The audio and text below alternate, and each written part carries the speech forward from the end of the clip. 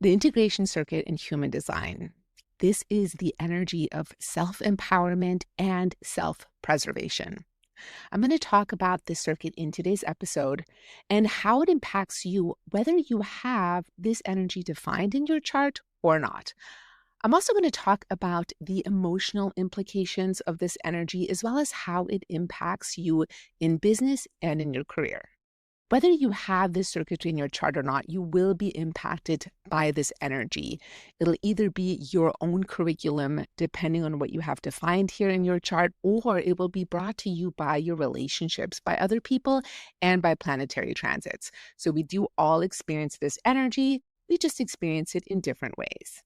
Welcome to Heart-Centered Human Design, Emotional Intelligence and Conscious Business, the show that empowers heart-centered entrepreneurs to use human design and emotional intelligence to create meaningful success, work-life balance, and transform their passion and purpose into impact and prosperity. I'm your host, Vanessa Naja, human design mentor and business coach, and I love helping you understand and embody this system so you can be on purpose and fulfill your potential. If you haven't already had an experience of how powerful human design can be to solve your unique problems based on your unique chart, be sure to check out my free offer, Bite-Size Human Design, where I will provide you practical and implementable guidance based on your unique problems and based on your chart. You send me a chart, you ask me your question, or provide me with a problem that you would like guidance on, and I will send you a voice note with a practical, implementable solution based on your unique human design. You can check it out at vanessanaja.com/bitesize, and I'll also link it in the show notes. So we're currently in the series about human design circuitry, which is how your human design chart is wired, how your energy is wired. And in episode 35 of this season, season 2, I go more into how circuitry actually works. So if you want a review on that, I recommend listening to that episode. And today we're covering the integration circuit in human design. Integration is technically its own circuit, separate from all of the other circuits in human design, but we do often lump it in with individuality, which I talked about in last week's episode. The reason why we do this is because every single one of the gates in the chart that forms the integration circuit is an individual gate. However, the way that they operate together is pretty unique because the integration circuit is all about personal survival and self-empowerment in the now. It connects the energy resource of the sacral center to the survival instinct of the spleen center, to the identity interaction of the G center, and to the communication and action of the throat center. This circuit is the most complex wiring and area of the chart, and if you're fairly new to human design, you do not need to worry about all of that. You will still get plenty of juicy and beneficial information from this episode, and if you are more advanced in human design, I will talk more about how this works. So the core theme of the integration circuit is really about survival through self-awareness. And this can often be considered selfish energy, especially when somebody has a lot of this. Somebody that doesn't have any of it might find it hard to understand. But remember, the point of this is personal survival. And that does require some selfishness and really being present with yourself in the moment now. So this can be considered an enlightened sense of selfishness. And it's just something to be aware of. There is a deep connection between intuition, movement, body awareness, and self-trust inherent in the integration circuit when it is operating in its high expression. And now remember, with human design, things can be operating on a low expression, on a high expression. It's on a spectrum. And really our goal is to step into the highest expression of our own energy because we are broadcasting this out into the world. Other people are picking it up from us. And that really is our goal as we go through that deconditioning process. It's the highest expression of our own designs. Because integration circuitry is so self-focused, It can be really resistant to outside influence. When you see somebody with a lot of this circuitry in their chart, you're going to know that they generally like to work independently, probably. They are not necessarily going to enjoy feedback from others, especially when it has not been requested. And they do not like to be overly influenced by others, especially in their decision making process and how they live their life. This energy is also fiercely independent, and there is a tendency to like spending time alone, doing your own thing, being self-empowered in the present moment, in the now. And this is not anything personal to other people. This is just an inherent part of this energy and how this energy is designed. Learning to coexist with other people when you have this energy in your chart while also really maintaining your own personal integrity is a key aspect of really stepping into the highest expression of your integration circuitry. Now, this circuit is made up of 4 individual gates, each one of them in a different center, that connect in a very unique way to make up integration. So we'll start with gate 10. This is the behavior of the self, the love of being oneself, and it sits on the G center, the center of love, identity, and direction. This is the self-love gate. Now, remember, these things do operate on a binary. So when it's operating in a high expression, this is the love of being oneself, loving oneself, behaving as the self. In the low expression, this can be the opposite. This can be self-loathing. This can be not loving being oneself or loving living as oneself. And again, the goal is to step into the high expression of this energy. And then let's move on to gate 34. This is in the sacral center. This is the gate of power. This is living in response, being busy in response, being independent, being self-empowered. And people that have this energy tend to like to be really busy. It's really an important aspect of their life. And I know this because I do have this gate defined in my chart. And then moving on to gate 57, the gate of intuition, which sits on the spleen center, the center of survival instinct. The most intuitive gate in the chart is gate 57. And this is very much about surviving based on listening to your intuition. Now, there is a fear in this gate because it sits on the spleen center, which is an awareness center. And the fear of this is the fear of the future or the fear of the unknown.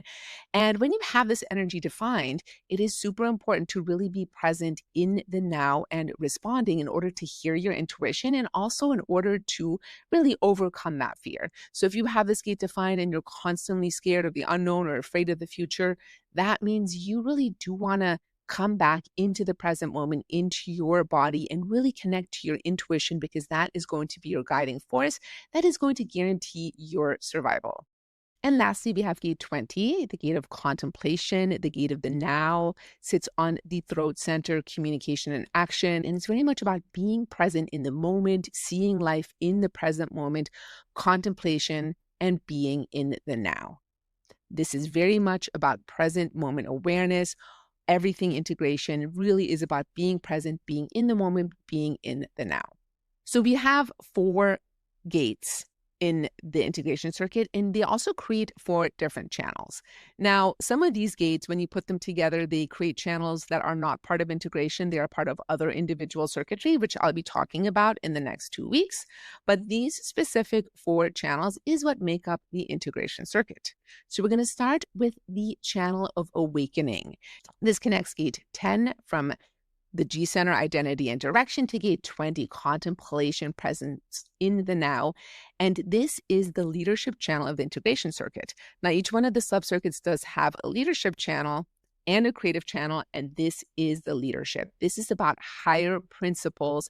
It's about self-love, being in alignment in the moment with yourself, and it's about moving through life by being an example to others. This is how they lead, by being self-empowered, self-loving, being present in the now, and guiding by example.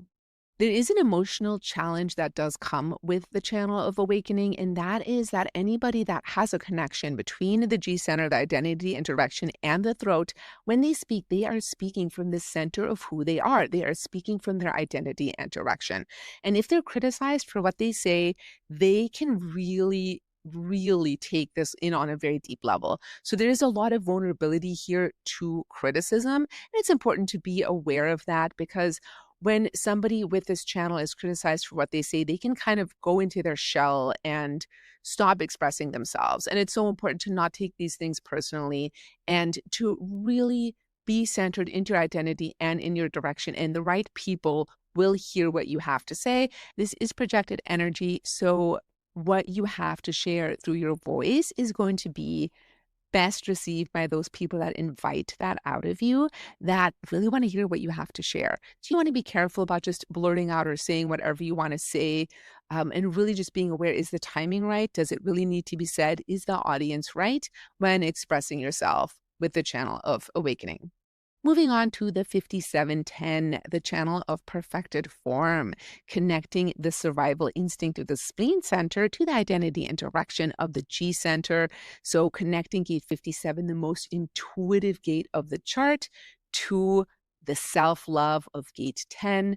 And this is very much about creating beauty through the behavior of the self when following your intuition. And a lot of time, people with this energy are really amazing at creating beautiful spaces. Think of interior designers, think of architects. This can be really, really artistic energy. And this is the creative channel of the integration circuit. So a lot of creativity through being deeply connected to the present moment, through your intuition, and the behavior that emerges through that. Then we have channel 3457, the channel of power, connecting the energy resource of the sacral center to the instinct and intuition of the spleen center. And this is a generated channel. Anybody that has this channel defined is going to be a generator type, potentially a manifesting generator, because you're going to have a defined sacral with this channel. Life force here meets that pure instinct and intuition of the spleen. And this is that raw power, that raw energy to survive. People that have this are often like super aware of what is happening around them. They can sense things before they happen. They can move really quickly. This is definitely an energy. A lot of martial artists have this energy because it's just so fast in response, super fast, intuitive response in the moment, in the now.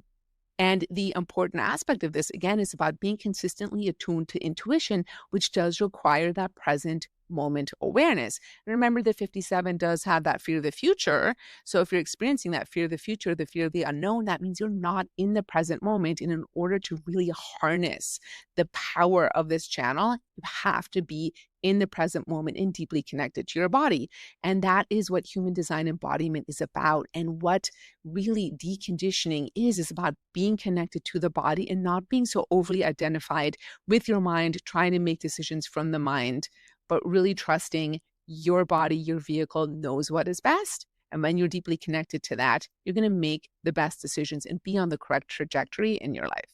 And then the last channel of the integration circuit is the 3420, the channel of charisma.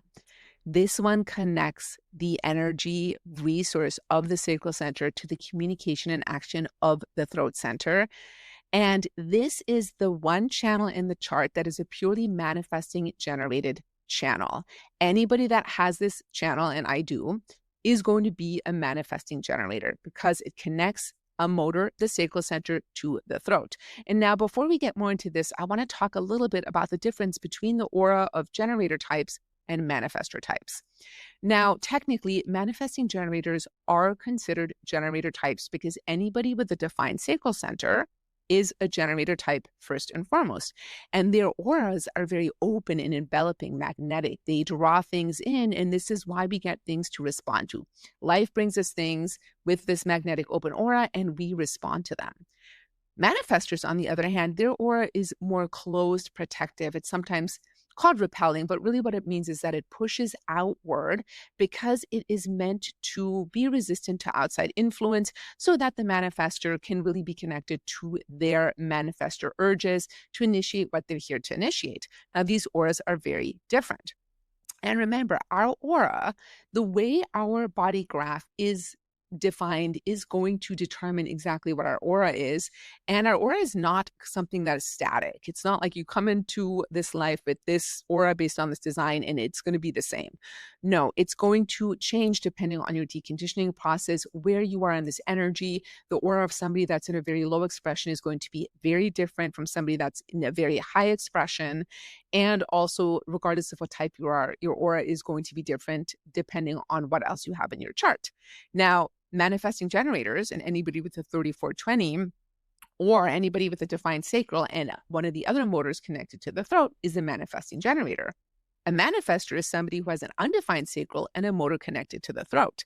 So when it comes to manifesting generators, yes, they have that overall generator aura. And first and foremost, their strategy is to respond. However, they do also have these moments of activating the manifestor aura. Anybody with a 3420 or a motor connected to the throat, when they are really in that energy, and especially with that 3420, when that 3420 has responded, the aura can go a little bit more into this outward push, because with the 3420, it's the most in the moment energy in design. It has to be busy doing something they love. It is super independent. It does not like to be interfered with. This is that like get out of my way energy. Like when somebody is their 3420 is really activated, they've responded to something and they are busy. They do not like anybody getting in their way. And that is very much manifestor energy. And so I know for myself, and I've had people tell me this as well, like when I'm really in my 3420 energy, like that pushes outward on the aura a little bit. People don't really want to interfere with me. It definitely operates a little bit more as the manifestor aura for a manifesting generator when those channels are really activated. Now, you're not going to find anything about this in traditional or source human design. This is just my personal lived experience and the lived experience of other people that I know that are manifesting generators, and also my observation of those energies. Now, the 3420 is known as the channel of charisma, and they are charismatic when they are doing things that they absolutely love, that they have responded to. Now, plenty of people might have the 3420 and they're doing things because they should or because they feel pressured or they have to, and that is not doing something in response. There is not going to be any charisma that goes along with that. If they're not doing what they love, that charisma is not going to come out of them. This is one of the 3 most common channels in human design. And the reason for that is that the 34 and the 20 oppose each other on the wheel. So if somebody has either their sun, any of their sun placements, or their nodal placement in one of either the 34 or the 20, they're automatically going to have the other gate and therefore have the whole channel. So you do see this one quite often. And this is the only pure manifesting generated channel. There are other ways to be a manifesting generator, but this is the pure MG when you come across it, people with that 3420. Okay, so those are the 4 channels that make up the integration circuit. Now, you may have noticed that technically the 57 can also connect to the 20. However, that's not considered part of integration. That's part of the knowing circuit, which I will talk about in 2 weeks. And the 34 can also connect to the 10. Also not part of integration. That is part of the centering circuit, and I'll be going into that one next week. Now let's talk a little bit about the emotional aspects of the integration circuit. This circuitry can have a lot of melancholy in it because melancholy is something that is inherent in individual gates. Individuality works in pulses. It is a part of divine timing. There is mutation and change here, and that mutation comes in a pulse. We don't know when it's going to come, and when there's nothing happening or nothing's going on, there can be a deep melancholy here. And that is a huge part of actually the creativity of individuality as well as integration. There's nothing wrong with being melancholy. Really, you want to just allow yourself to feel, have that experience without repressing, reacting, overindulging, and knowing that through that, creativity will emerge over time. There is also a lot of sensitivity to tone and sound here. So people with integration, they can be super sensitive. They can really pick up those subtle shifts, especially if they have gate 57, of when somebody is speaking, and they can really pick up those subtle shifts in tone. And I remember one of my best friends growing up, her mom was always saying, "Oh, I don't like your tone." I wonder how much individual integration circuitry there was because there was so much sensitivity to the tone, to the sound, to what people are saying. And I know myself too, I can really easily be triggered by very subtle shifts in tone. So it's not necessarily what somebody's saying, it's how they're saying it. And I can really subtly pick up on those things. This can also show up again with any individual circuitry where you are very sensitive to, say, you're listening to a guided meditation and there is background noise. Like that can be really distracting and really throw you off if you have a lot of individual circuitry. I do have a hack for this though, because this does come up for me. And my hack is just to turn down the volume so you don't. Obviously, if it's a meditation you really want to do, you really love, just turn on the volume because you'll still get the benefit, but you might not be as distracted by anything else going on in the background. Also, with integration and individuality, being able to spend time alone to process and integrate your experiences is important. People that might have, say, a lot of tribal circuitry, but not a lot of integration may not understand this. And of course, aloneness does show up in a lot of other aspects of the chart as well. So it's not just in this circuitry. There can be a lot of not self themes like frustration and anger with the 3420 or bitterness with the projected channels in this circuitry when they feel pressure to conform or they feel overly controlled by the outside. This energy is very independent. So that is something that people with integration really do not like. And they also, like I said before, this is about enlightened selfishness. So they can be judged as selfish, especially by people that don't have any of the circuitry. So it's super important to understand this about your loved ones that have a lot of integration in their chart. They are wired to be self-preserving, and they're definitely the people that you want around. If you're in an emergency, somebody with integration is going to be the right person to have around. They're likely going to have the intuition, the response to know what to do, to act quickly in the now. So this is beneficial for everyone, even if it does come across as selfish sometimes. And if you have a lot of integration in your chart or a lot of individuality and people judge you as selfish, don't take that personally. This is actually part of how you're wired, and it is correct for you to be more self-focused. And when you're truly empowered in yourself in that way, that is also when you benefit others, because they will be empowered through your own self-empowerment. This is primal instinctual energy. So you really, with this circuitry in your chart, you have to really learn to be present in the now, to trust your body, to trust your instincts, to trust your intuition in order to really make the most of the circuitry. Remember, it's intuition, it's primal, it's in the now, it's in response. And that presence is such an important aspect to really step into the highest expression of the integration circuit. Now, when it comes to relationships and business, because this is such independent circuitry, it can make relationships a little bit tricky sometimes. It can sometimes be perceived, as I've said before, selfish, distant, self-absorbed, even though that might not necessarily be the case. Also, if they're like super, in their response to something, especially with that 3420 and like doing their own thing, that energy can be perceived as kind of pushing outward and like, get out of my way, leave me alone. It can be a little bit of like that bull in the china shop energy. It's important to not take that personally. And if you're somebody that is in a relationship with somebody that has a lot of integration, and if you have integration, to be aware of that energy. Now, I'm somebody with my 3420, and I do have this unconscious, which means it's very much in my body. Like, I really do not like to be still. Most people with a 3420 are not going to want to be still, are not going to want to sit still, or like when we're slowed down, it's really frustrating. And its powerful energy can really come out. So engaging in practices that help you center, breathing, coming into the present moment, not being so focused on like speed and, getting out of there can be really helpful. I will say this can be really hard. I'm definitely aware, like when I'm in lines or waiting for things or stuck in traffic, this circuitry really rears its ugly head. I've gotten a lot better over time, and just allowing myself to breathe, to be present, to take that opportunity as a pause and just be with myself has helped me tremendously when that comes up for me. People that have a lot of integration circuitry are going to need partners that respect their autonomy, respect their need to be individual, to make their own decisions, not partners that are trying to fix them or influence them or trying to control or force anything onto them, because that will not be well received. In business and career, they do need freedom and autonomy as well. Like rigidity in a lot of structures or any kind of micromanagement is not going to fly very well with anybody that has individual circuitry. They may not love working in teams either. They may feel slowed down by working with others. And of course, there are other elements in the chart that will also point towards this.